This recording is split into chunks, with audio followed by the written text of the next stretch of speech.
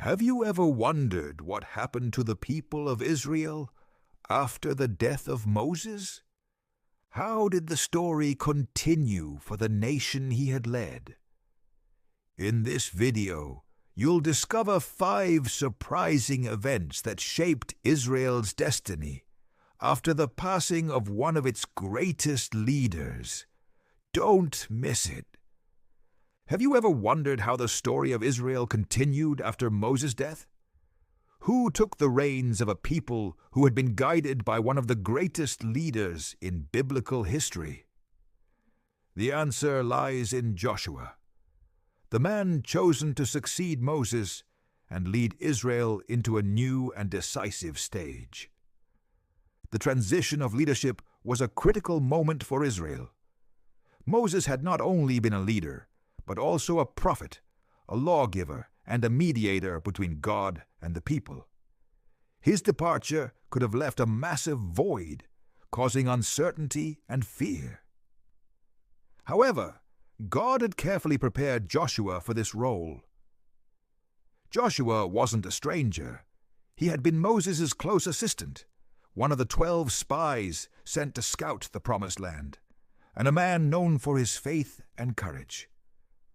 When Moses died, Joshua was entrusted with the responsibility of leading Israel. The Bible tells us that God spoke to him directly, encouraging him to be strong and courageous, because he would need great strength to lead a large people and face the challenges ahead. This call to courage wasn't only about facing external enemies, but also about maintaining internal unity and faithfulness among the people, who still struggled with temptation and disobedience. One of the first challenges Joshua faced was solidifying his authority before Israel. Although God had chosen him, the people needed to trust and follow this new leader, something that's not always easy when transitioning from such an iconic figure as Moses. Joshua had to prove he was up to the task, leading with wisdom and bravery, and guiding the people with the certainty that God was with him. In addition, Joshua had to prepare Israel for the great mission ahead, the conquest of Canaan, the Promised Land. This wasn't just a journey. It was a series of difficult battles against well-established and fortified nations. Joshua had to unite the tribes, organize the army, and keep morale high, all while keeping the people's faith alive in God's promises. This period was crucial because it laid the foundation for Israel to leave behind its long journey through the wilderness and begin settling in the land God had promised. Joshua's leadership represented hope for a promising future, a new phase where faith and obedience would be tested under very different circumstances. In summary, the death of Moses was not the end, but the beginning of a new chapter under Joshua's leadership. His role was key for Israel to move forward and fulfill its divine purpose. His bravery, faith, and determination showed that even though great leaders may die, God's mission and promises continue through those who dare to press on with confidence and obedience. Have you ever wondered how Israel managed to conquer the Promised Land after years of wandering in the wilderness? The answer lies in a series of epic and strategic battles under Joshua's leadership, which marked a turning point for the people. The conquest of Canaan wasn't a simple journey. It was an intense military campaign that tested Israel's faith, unity, and obedience. Once Joshua took leadership, his first major mission was to prepare the people to enter the land that God had promised them. This land wasn't empty. It was inhabited by various nations with fortified cities, strong armies, and deeply rooted cultures. That's why the conquest required not only bravery, but also careful planning and total dependence on God. The first major event in this conquest was the fall of Jericho. This episode is perhaps one of the most well-known stories in the Bible. According to the account, Joshua and the Israelites marched around the city for 7 days, following specific divine instructions.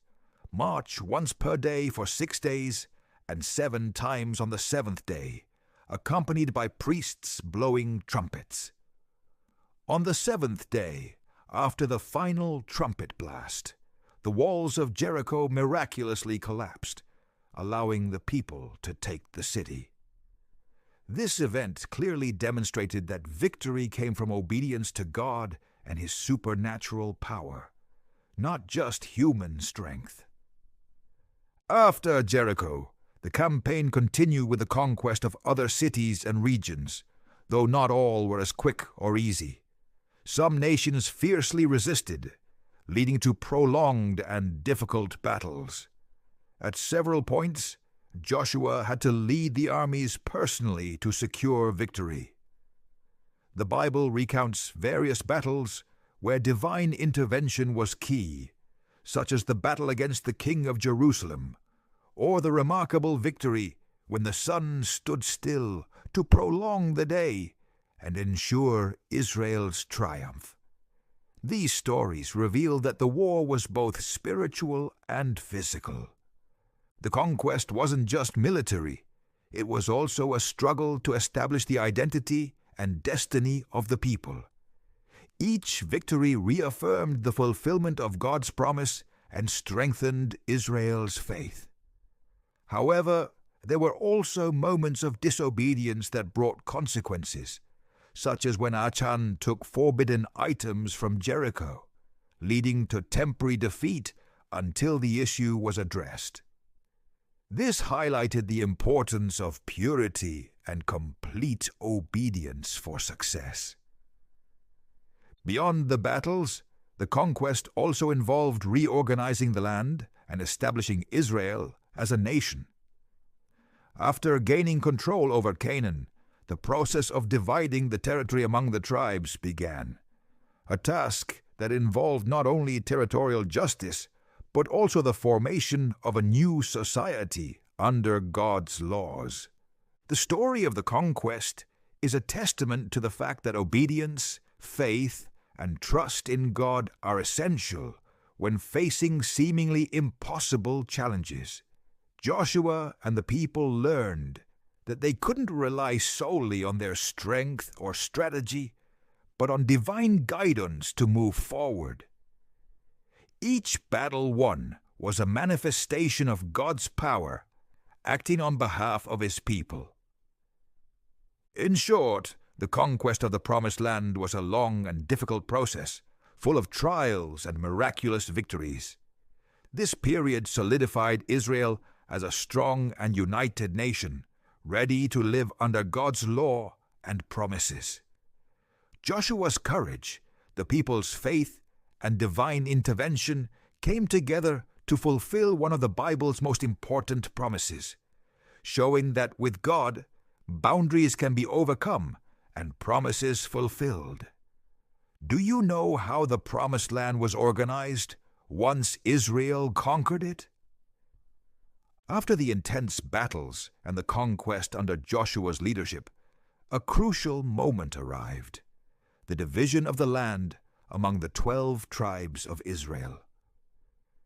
This distribution wasn't just an administrative act, it was key to the identity, unity, and stability of the people in their new nation. The Promised Land was vast and diverse, with different regions offering a variety of resources and opportunities. To ensure that each tribe had space and sustenance, God commanded a fair distribution that honored both the promises made to the patriarchs and the specific needs of each group.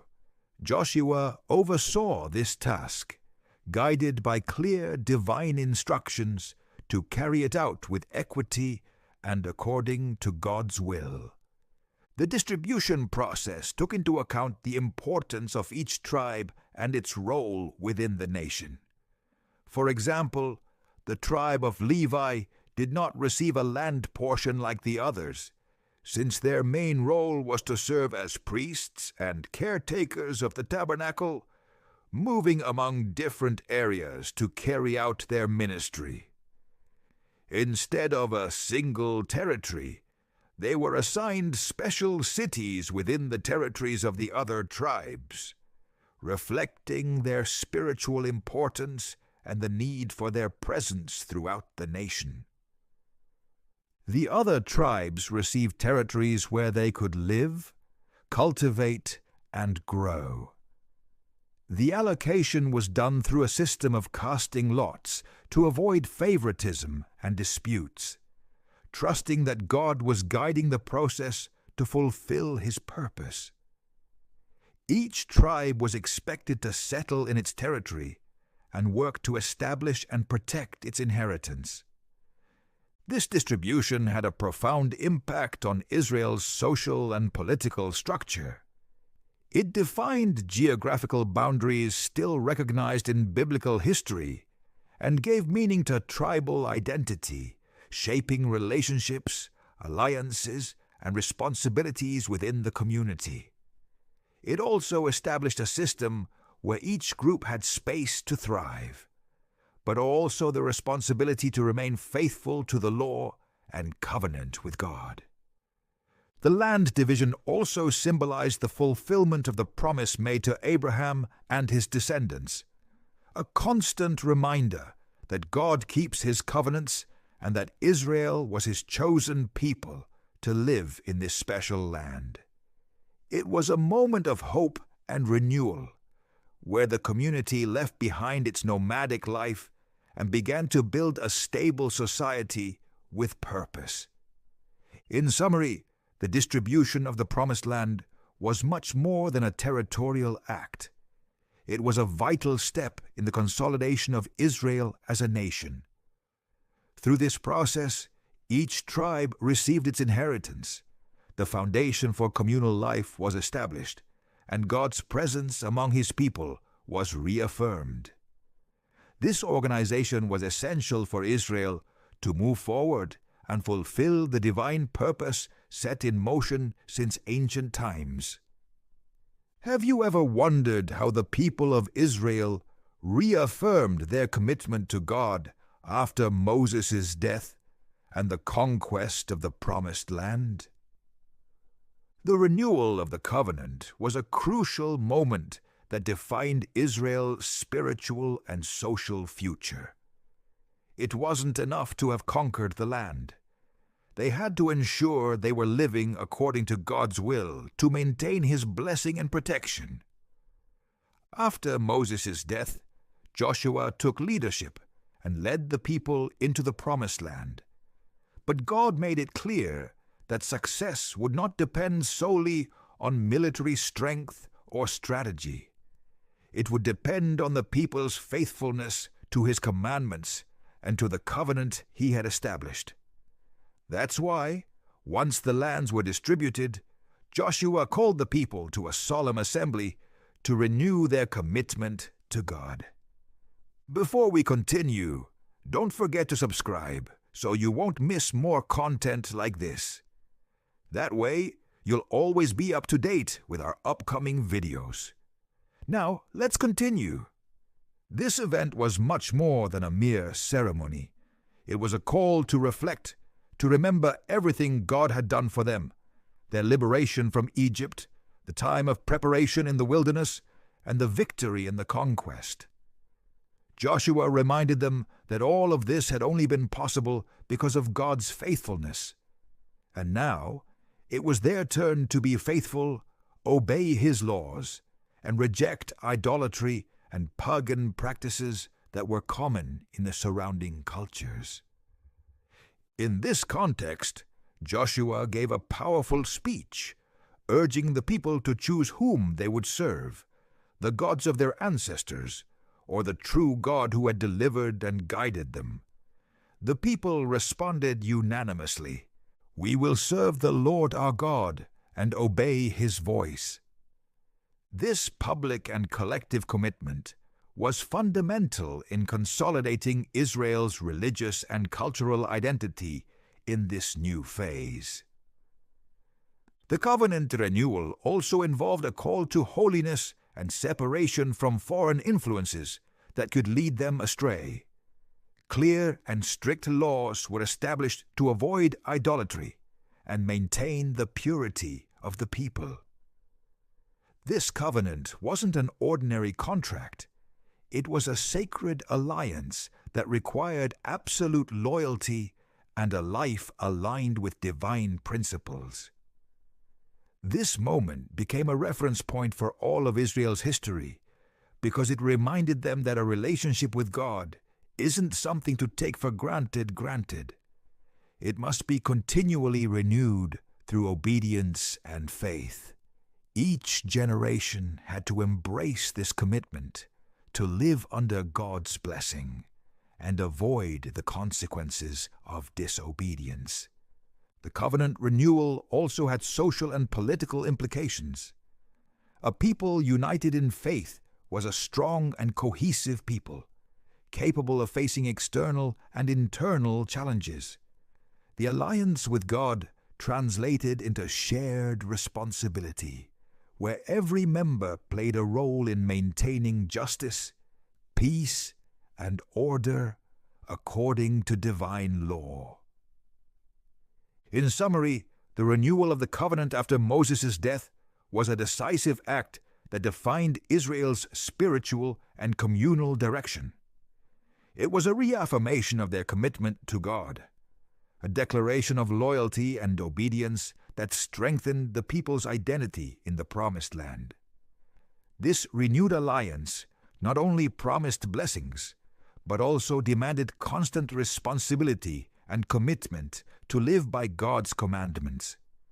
Thus, Israel was prepared to face future challenges with the certainty that God would be with them as long as they remained faithful to His covenant. Do you know what the main challenges were that Israel faced after Moses' death and the conquest of the Promised Land? Even though entering Canaan was a great victory and the fulfillment of divine promises, it did not mean the end of their problems, nor was it a guaranteed path to peace and prosperity.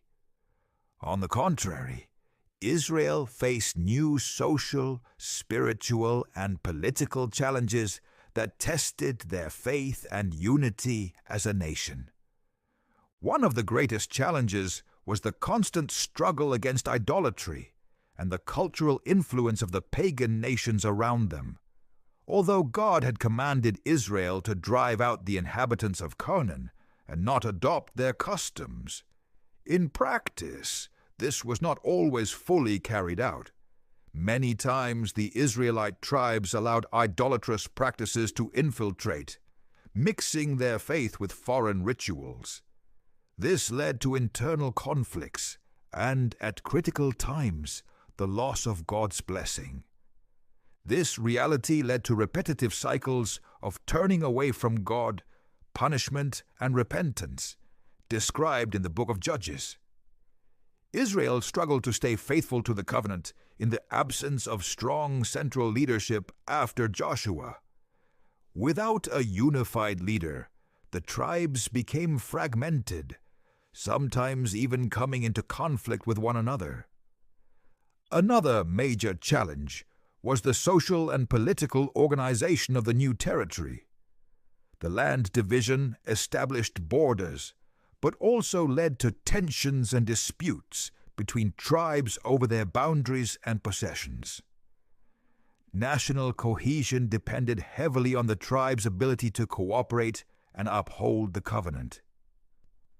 Additionally, the lack of a centralized government led to a period in which the judges acted as temporary leaders, but without lasting authority or stable structure. Spiritual leadership also faced trials. Maintaining religious purity and observing the Mosaic law was critical for Israel's survival as God's chosen people. The priests and Levites were responsible for teaching the law and overseeing worship, but they did not always succeed in keeping the people unified or faithful. The temptation to stray from God was constant, and every time it happened, it brought serious consequences. On top of all this, Israel had to deal with constant external threats. Neighboring nations did not easily accept Israel's presence in the region, and often attacked or tried to expel them. These tensions forced Israel to remain vigilant and ready to defend itself, which required not only military strength, but also unity and trust in God to overcome adversity. Despite these challenges, there were also moments of growth and consolidation.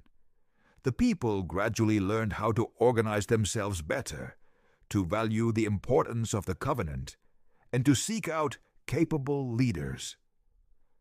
Later history shows the transition from a tribal confederation to a unified kingdom under leaders like Saul, David, and Solomon, reflecting the desire for political and spiritual stability. In conclusion, after the death of Moses and the conquest of Canaan, Israel faced numerous challenges that tested their faith, unity, and ability to organize.